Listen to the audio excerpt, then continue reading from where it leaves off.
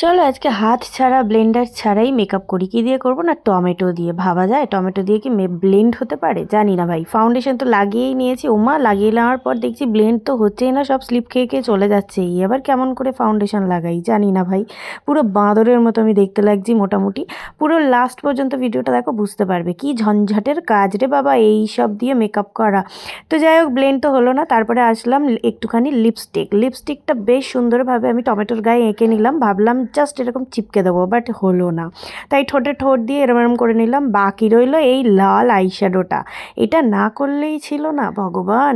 তো যাই হোক, কোনোভাবেই এই কর্নারগুলোকে আমি মেকআপ করতে পারছিলাম না। তারপর মনে হলো আইব্রোটা কেন খালি যাবে, সেটাকেও একটুখানি ফিল করে দিলাম। তারপর পালা এলো গালটা লাল করার। গাল লাল করাটা তো কিন্তু আমি বেশ ভালো করেছি। তারপর লাস্ট লাইনারটা বাদ যাবে বলো? ওটা পরার পর তো পুরোপুরি প্যাঁচাই হয়ে গেছি। কেমন লাগলো গো? টাটা।